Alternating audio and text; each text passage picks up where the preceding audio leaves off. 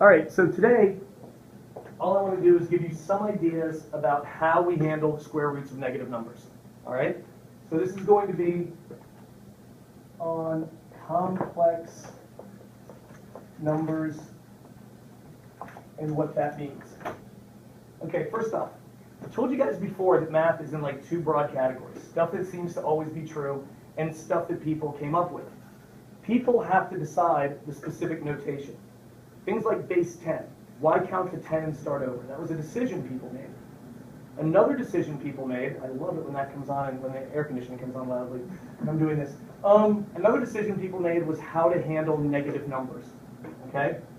You guys have looked at number lines for so long, you pretty much take it for granted that we're going to go 1, 2, and over here we're going to go -1, -2, right? But it didn't have to be that way. As Shelby and I talked about a couple years ago, this is just kind of something people made up. Negative didn't have to go left, positive didn't have to go right. We could switch it tomorrow, but you guys would all find it confusing, so no, ask me this question, yeah. Okay, well the point is, somebody just decided positive would be to the right, negative would be to the left. Well, we've all agreed to stick with it. But that's the only reason why we can't switch it, because everyone has agreed to. But if everyone in the world tomorrow decided to switch it, wouldn't really be a big deal. But it wasn't always like this. No one thought of a good reason for negative numbers for like 1,000 years. Okay? So we didn't have anything way to go underwater like a submarine. So below sea level, we didn't need it. Debt wasn't that common an experience for people. Temperature. They hadn't figured out a temperature scale until the 1400s. Sorry, toss it out, Joe. So they weren't sure what to do with negative numbers. And there was this other way, this other idea a guy named Wallace had to deal with negative numbers this way. This is going to seem really weird. Today is a stretch of your imagination, not so much of your math sense. He decided to name negative numbers and positive numbers in terms of direction. Yes? Wait, was this is this part of what we're learning? Yeah, it's part of what we're learning today. So he said, forget about positive 1. Don't think of it that way. Think about it as 1, and to the right is going to be the 0-degree direction. Okay? So now you have to think of two things for numbers. You have to think of a quantity and a direction. An amount and a direction. Remember the movie Despicable Me? Yeah. Yes. What was the tagline of the villain Vector? He committed crimes with magnitude and direction. Do you remember him saying that? No. Okay. Okay, you missed the math part of the movie. Got it. Yeah, so he that's what a vector is. That's an idea you get to in pre-calculus, but that's the idea. You don't just pay attention to the amount, you also pay attention to which way it's going. All right, now under this system, we don't really care about negative that much. So instead of -1, his idea hundreds of years ago was this would be +1, but to the left. Okay, if to the right is 0 degrees, how many degrees would it be to the left? 1. 1 degrees, that's the amount 1. Oh. But if 0 degrees is that way, if you turn around, you've turned how many degrees? 90. 90 is just No. 180. Thank you, Kavan. Yeah. So it goes, if this is 0 degrees, this is 1, 180 degrees. Oh, is it going to go 190 and all those jazz? Well, No, because you keep doing the 180. Yeah, you're still facing the same line. You're still going to keep doing the 180. good. Yeah, you're going to keep doing the 180 this way. Now, that's an interesting question, but we're going to get some. Maddie just tripped over something interesting there. I don't think she meant to, but it's if all we are is on a number line, we can only go left and right. So we can really only go 0 and 180 if we're just staying on one number line. Or can we? That's what's going to be the interesting question here. Yeah. Now, there's some rules for this, and I'm not going to tell you where all the rules come from, because that would take too long and not really be in the scope of this. But he figured out some rules. Now, if his rules are going to work, they have to agree with the rules you already know. So what I'm doing is I'm teaching you a new way to look at numbers, and we're going to see if his rules, this guy Wallace, if his rules line up with the rules you already know. Yes? Does it go up and down? Nope. Remember, this is just a one-dimensional number line. Okay. Like any number line. So it's not supposed to go up and down. Okay? If you have a one-dimensional setup, you're only supposed to be able to go left or right. So it's not supposed to. So let's look at his rules. For addition, it's pretty straightforward. Addition and subtraction. For addition and subtraction, you just move in the indicated direction. I suddenly can't write. So for addition and subtraction, you just move in the indicated direction. For both of them? Yeah, so let me give you an example first. And then, so if I start at 5, 0 degrees, which is my way of saying I've gone 5 units in this direction. That's where I'm starting at. But how do you know? Oh, okay. So I'm telling you, I'm starting at 5 over in the 0 degree direction. And to that, I want to add 3, 180. That's like marching orders. Okay? He's saying you start over here at 1, 2, 3, 4, 5. And now you add 3, 180 to that. What does that mean to do? Move it back that way. 1, 2, 3. So just that one, 3. Yeah, it's just 5 minus 3. So in this case, we wind up at 2, 0, right? So this is the same idea as 5 plus -3 would also get us to 2. So boom, for addition and subtraction, this system will work just as well. Are we doing? You don't like this though. Are we not the number lines? I know. I gotta get you over your. Wait, why isn't 0 there? Because you're still in the 0 part of the number line. Bingo. Very good. Yes. So okay, that way is 0 degrees. That way 180 degrees. Right. I started at 1, 2, 3, 4, 5. I go back 1, 2, 3. I'm still 2 over on the 0 degree side. It's like we have a 0 degree direction and a 180 degree direction. So addition and subtraction will definitely work with this. Yeah. Are we doing, will this work with numbers instead of just degrees? Like with numbers, right? Like just plain numbers or degrees? Well, you have to have the, you know how like if I just put a number down, you know it's positive, right? And if I want to tell you it's negative, I can put a negative sign in front, right? Yeah. Okay. Just as you have to have some indication of positive or negative. Positive, do nothing. Negative, put a negative sign. Under this system, which we don't use, you don't have to know it past today. Under this system, you have to say positive by the 0 degrees, and you have to say negative by the 180 degrees. It's pretty easy to see why this didn't catch on. This is pretty cumbersome. But it led to something that I'll show you in a minute. Are we doing add and subtraction? Sort of. We'll get to that tomorrow. But for today, this is just sort of the history of it. Okay? Now, I need to give you, it's okay, you don't have to worry, you're not going to actually work with the 0, 180 part. We'll get to that. Now I have to check if multiplication works. Did Walt come up with anything else? Hold that thought. These are good questions, but Okay. I want to make sure I get to what I want to get to. Short answer is yes, but nothing we're going to talk about here. Okay, here's his rule for multiplication. For multiplication, he figured out what you could do was 1, multiply the magnitudes, that's the number part, and 2, add the directions, that's the angle part. So if I give you 2 numbers, 2, 0 degrees times 3, 0 degrees. Okay, the 0 degrees is just telling you this is positive 2 and this is positive 3. Multiply the 2 times the 3. I get 6. Add 0 and 0. What do I get? 0. Okay. So should positive 2 times positive 3 get me positive 6? Yes. All right. So far, so good. This system seems consistent. Let's try a different one now. Let's try 4, 0 degrees times 3, 180 degrees.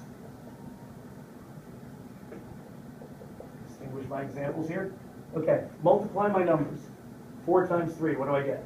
1. Excellent. 0 plus 180, what do I get? 180. Okay. So does, under the system where you're more used to, this is positive 4, this is negative 3, that would get me negative 12. Is this the same thing as negative 12? Yes. Yeah, okay. Wait, why did you add 0 plus 180? Okay. To multiply? Yeah, I'm not, no, I'm not, see, that's the thing, I'm just giving you these rules, I'm not really sure where they come from, that's a flaw. His rules for multiplication of this type of number, this vector type of number, was you multiply the magnitude, that's the amount, you add the directions, those are the angles. Oh, okay. So you would multiply the 4 times the 3, but you'd add the 0 and the 180. And this will work consistently. This is good because this will get us 0 plus 180. That's where the negative part will come from. Okay? This is actually the real reason why, even though we got rid of this notation, we kept this logic. This is actually the real reason why a positive times a negative is a negative. Because when you multiply two vectors under this system, you multiply the numbers and add the directions, and that way a positive and a negative will always get you a negative. Because 0 plus 180 will always be 180. So this is just like the basic stuff, like we're not doing this for like Correct. homework, is it like this thing? Yeah, you're not actually going to have to write this for your homework in the next few days. This is where it all comes from. We'll get to that notation in a minute. But you get the idea. Multiply the numbers, add the angles, right? Yeah. Okay. I'm going to erase the rule and do another example up here. For this example, I've got markers for the back. I'm going to say what is 5, 180 degrees. This is negative 5, right? Times 5, 180 degrees. Okay, follow the rule. Multiply the magnitudes. What do we get? 10 5 times 5? 25. And Add the angles, 180 and 180. 360. 360. And that's They knew that because 180 is halfway around a circle. So isn't it just 0? No, it'd be negative 25. Maya, what'd you just say? Isn't it just 0? You're back where you started, aren't you? Okay, so wait, would this be negative or positive 25? Okay, hang on. Well, it's positive 25. No, it's No, it's Slow down, guys. positive. neutral. That's a funny answer, actually, for reasons you don't even know. It is positive. Here's why. Thank you. That's the, for your guys, that's the 0 direction, that's the 180 direction, right? Start at the 0 direction, You do a full circle, go 180, and go another 180. go another 180.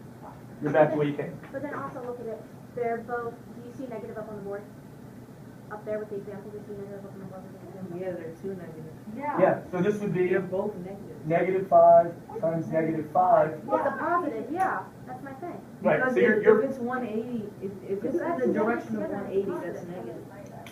you guys got it. Yes, you got to think of this as negative times negative now. See, the 180 is negative. Excellent, ladies. Shelby, that's a good way to think of it. That's good. But remember, we're trying to learn how these rules work, not just go immediately back to here. But that's okay. That works. Yes. Okay, so if it was 5 and 0, and then 5 and 180, it'd be equal to negative 25, right? Yep. So what we're just doing is we're showing, okay, this guy's rules work. Okay? Yeah, so, and 360 is the same direction as 0, so that's back to being positive again. I'm not going to say it's quite the same thing as 0 yet. We'll talk about that a little later in the year. But, all right, let's do, let's go on to exponents. Here is his rule for exponents, and there's one part of this you may not have learned, I just realized yet, so you have to take my word for something in a minute. We'll get to that, I think, in January when we get back. Exponents. When you're raising to a power, okay, you raise the magnitude, that's the number part, like the 5 is the magnitude here, you raise the magnitude to the power, you multiply, I suddenly can't spell, you multiply the direction, the angle part,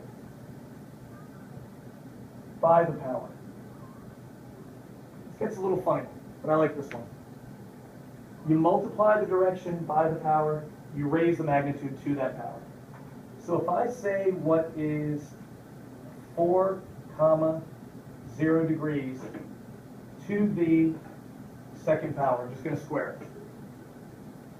Okay? Here's what this guy's rules for this system means. First off, is this positive or negative 4? All right, let's use Shelby's strategy a sec. Let's think about what the answer should be in advance. What would positive 4 squared, what do we expect to see? 16. 16, thank you for catching yourself. All right. So by this rule, 4 is the magnitude. I'm raising that to the second power. 0 is the direction. I'm multiplying this exponent of 2 by the direction. 4 squared is 16. 2 times 0 degrees is 0 degrees. Is this the same thing as saying positive 4 squared is positive 16? Yeah. Yes. That works. I'm just erasing up here. Any questions on that idea? You won't have to do it this way. Well, there's a pre-calculus unit. We have to do something similar to this. But, okay.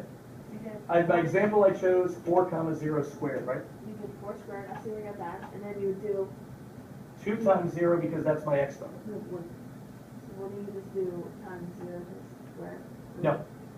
You raise the magnitude, take the amount, the distance you are, the absolute value, how far you are away from 0, raise that to the power, but you take this exponent and multiply it by the angle. So if the exponent is like 6, you would do 6 times 0? Yep. Why'd you get rid of your x? You didn't have anything to cancel out with. Oh, this is a time sign. I meant that as a time sign, not a variable. That's awkward. Okay, sorry.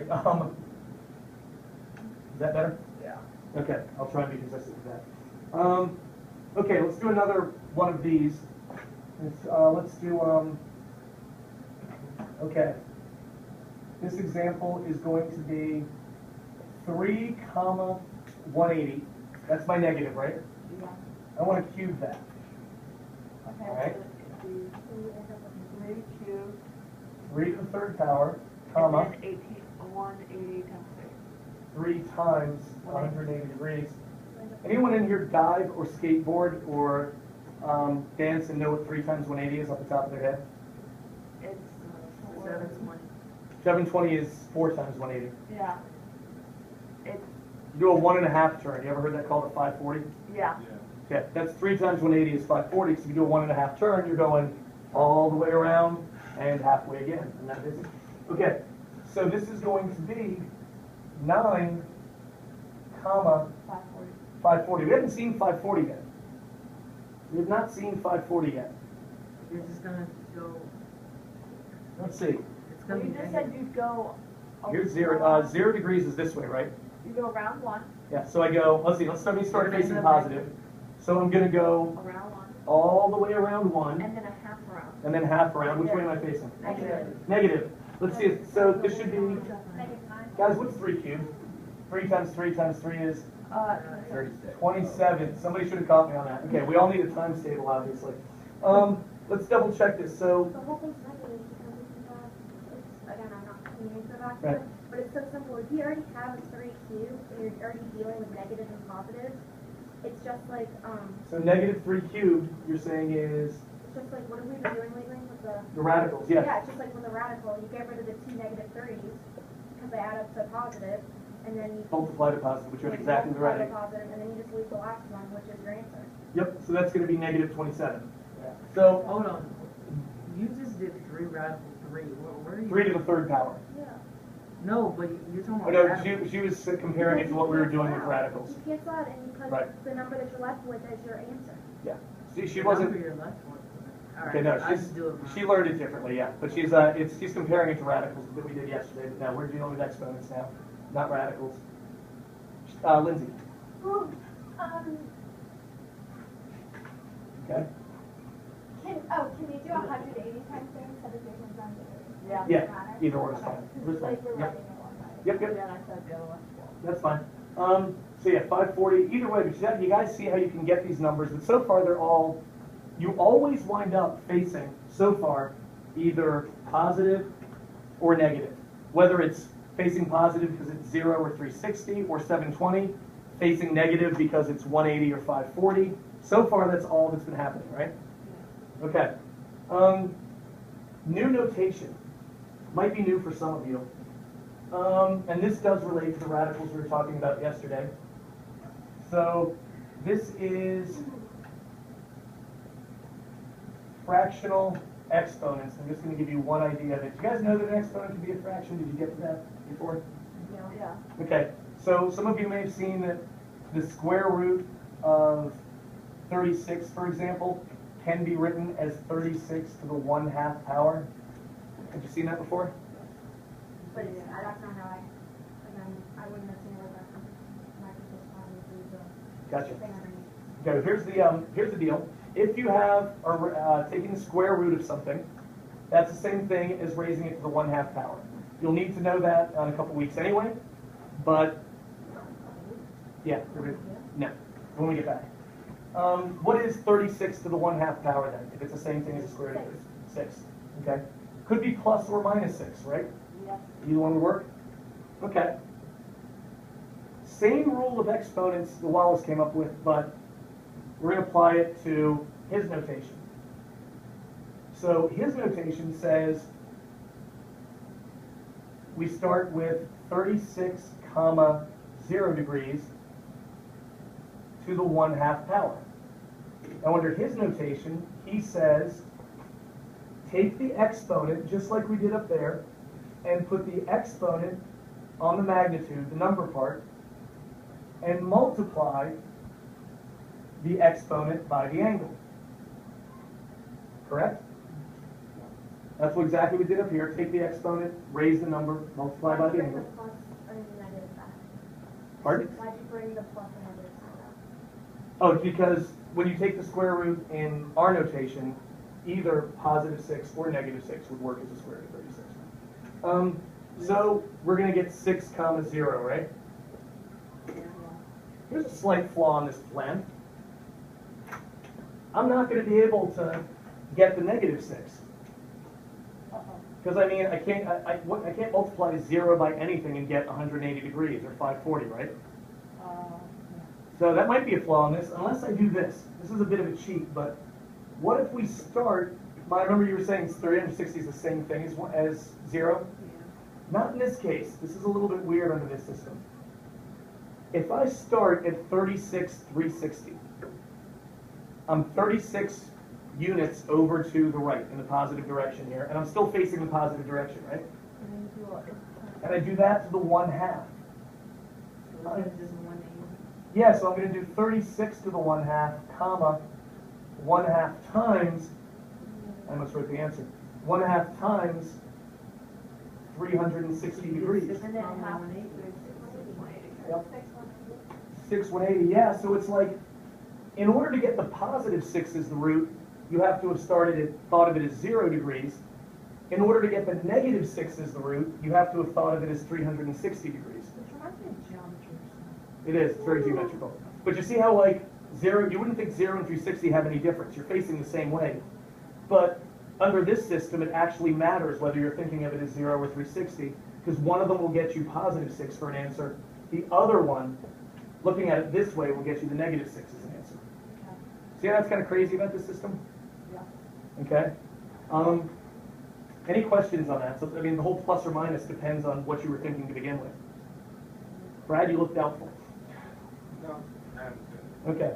All right. Okay. Here's the big part. Here's the new part. You guys ready? Now I'm going to go from, I think we've proven, though, that this system works with all the rules you've already learned. You guys good with that? Okay, good. Now here's the absolute new part. We talked yesterday about how you can't find the square root of a negative number because you're looking at, if we use this system, the square root of negative 36, we said. Nothing times itself equals a negative. Right, so we got negative 6, this could be negative 6 times 6. You know, you can't get the same number times itself. I'm going to rewrite this, though, under Wallace's notation. I'm going to call this positive 36, Oh, we do 180. comma 180, because under this notation, there's no such thing as a negative number. Okay? They're just positive numbers that go in the other direction. And I'm going to put the 1/2 here because that means the same thing as the square root. Okay? 1/2 is square root. Yeah. Always. The 1/2 exponent is always square root. So Yep. you get 6, or 6, 6 men. Good. Maya's ahead of the game, but yeah. Let me show the steps. You're going to get 36 1/2, comma, 1/2 times 180. 6, positive 6, comma, 90. Okay, now, Oh, yeah. Maddie asked a question, and some of you guys corrected her, and it seemed like a very smart correction at the time, and it was, remember what we started with? We started with a single dimensional number line. Here's 0, Here's the 0 degree direction. Here is the 180 degree direction. And Maddie said, are we going to go, so here's 1 comma 0. Can't it turn into a plane? Please hold that thought for 1 second, because that's kind of a brilliant way to say it. So here's what happens. Maddie a few minutes ago said, are we going to go in other directions? You guys quite correctly said, no, no, no, no, no. We're just going left and right, so right is 0, left is 180. But if we follow these rules, this different way of looking at negative numbers, we have to, what did you say? You turn it into a plane, right, Lad? We have to take this one-dimensional number line, and you're not allowed to stay in one dimension. You now have to go up here. It has to exist by these rules, which are consistent, they are logical, they have been proven. I'm not giving you the proof. Yeah, and now we've got, so the square root of negative 36 becomes some point 6 units up here. This one number line, if we're going to look at the square roots of negative numbers, has to become a plane. And then the square roots of negative numbers are fine. What if it wasn't a perfect square? It still works, but you have to simplify the radical. We'll talk about that tomorrow more, how that works. But that's kind of the profound part about it, and that's where we get this complex plane. So let me erase this example. Any questions on where this like 1 comma 90 has to be? You have to have this. If you take the square roots of negative numbers, they can't exist on this number line. They can't exist in the 0 positive or 180 negative direction, but they have to exist above and below it. So if it's 6 Just like the comma 9. y-axis. It looks like the y-axis. It will act a little bit like the y-axis, but it's not really the y-axis, because the y-axis is where you have one dimension of x's and a second dimension of y's. This is one dimension of x's, and then freaky square root of negative x's. So that's a little different. Maya, what are you saying? 690 would be somewhere above it. 1, 2, yeah, be somewhere up here. So what this leads to, let me resolve this for a second, is a complex plane. It's also sometimes called non-real.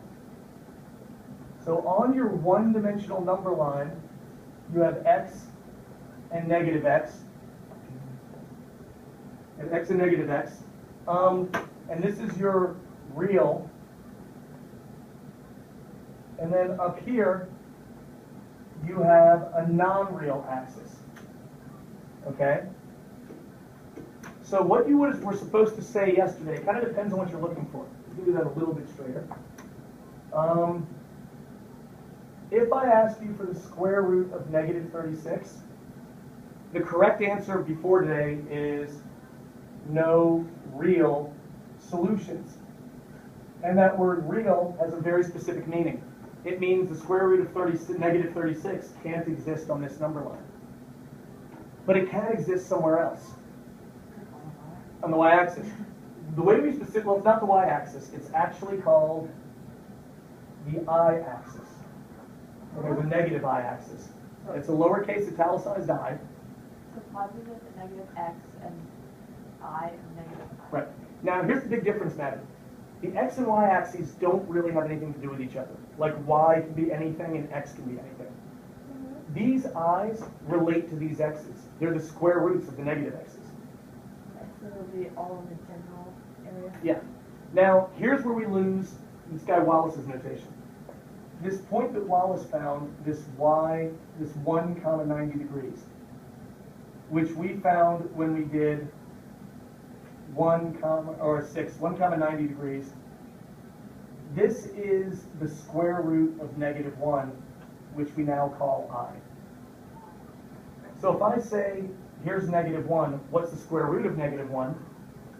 Well, yesterday you were supposed to say negative 1 doesn't have a square root. It's impossible, because you can't have a negative, you can't have 1 times negative 1. You can't find any one number to multiply by itself and get negative 1 under the radical. And if you're staying on this real number line, that's true. But now, the square root of the square root of negative 1 exists. It's right here, and we call it I. And it is the square root of negative 1. It's right there. Negative I is down there. And this is what you do with the square roots of negative numbers. Very reasonable answer. Very reasonable question is, why would anyone care about this? You know, it seems very abstract, right? And I'll be honest, we're not going to get to any practical applications of it in this course. However, I used this a lot in college in a couple of electrical engineering courses, well, one in particular. Here's what this does. Okay? We had numbers going this way. This is our 0 degrees, right? Our positive. We had numbers going this way. This is our 180 degrees, our negative, correct? And we just did a little magic trick and made something pop up at 90 degrees. All right? When you run an electrical current through a circuit, the magnetic field is always perpendicular to the circuit in all directions. In other words, you've got a circuit and you've got magnetic energy going out perpendicular. Turns out you can use this to describe that.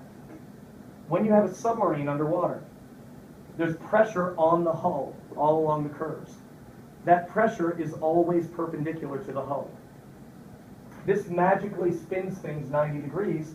You can use this, mixed with some very complicated math, to describe the pressure on the hull of the submarine at all the points. My dad did that every day for years. He designed submarines for the Navy.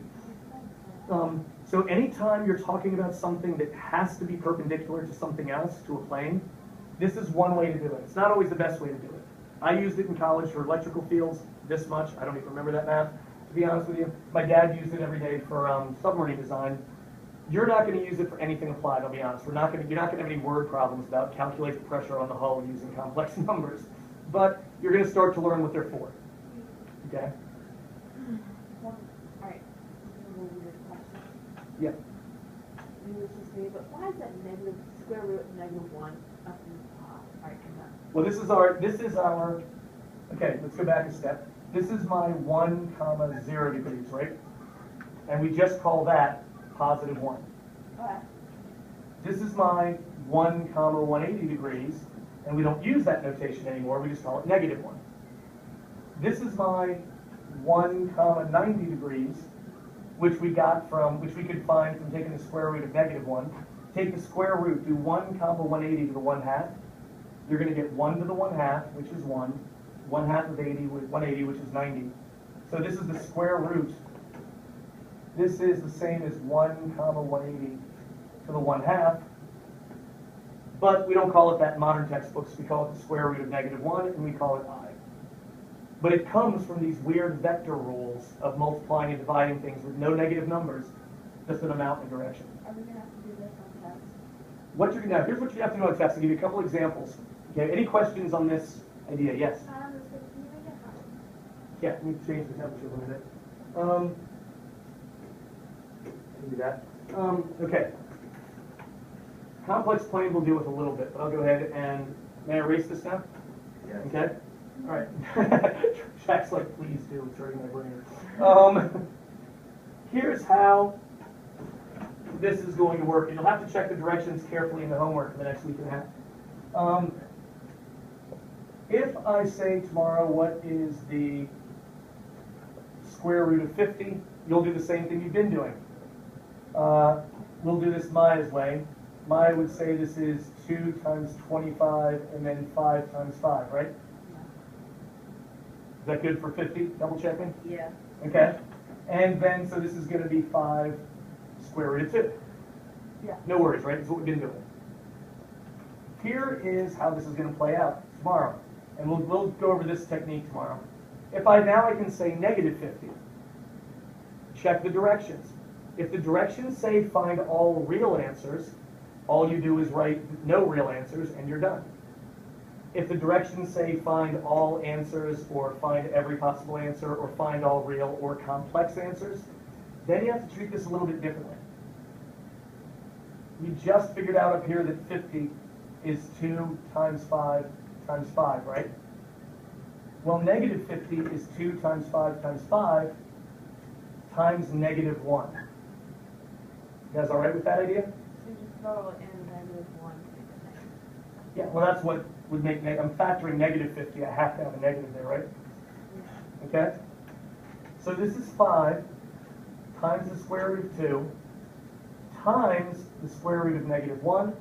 What do we call the square root of negative 1? 1. We call that I, where 1 comma 90 is true. That's very good, you're remembering that. Yeah. But every textbook just calls it I. You won't find the 1 comma 90 in any textbook I've ever seen. I did find it in the math history book.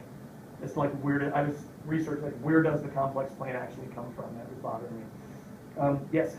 Why'd you put the negative one in parentheses when you just put something like that? I could, you and I had that conversation once. I get annoyed when I see times minus, when I see 2 operators in a row. I like parentheses.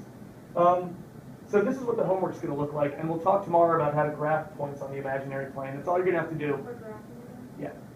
If you need to just remember a technique, it's going to be, if you see negative 50, do what you would do for positive 50 and put an I on the end. That will mostly work, but we'll get a little bit more complicated than that. Okay? Any questions on this idea? Okay. Very good. You guys did well today.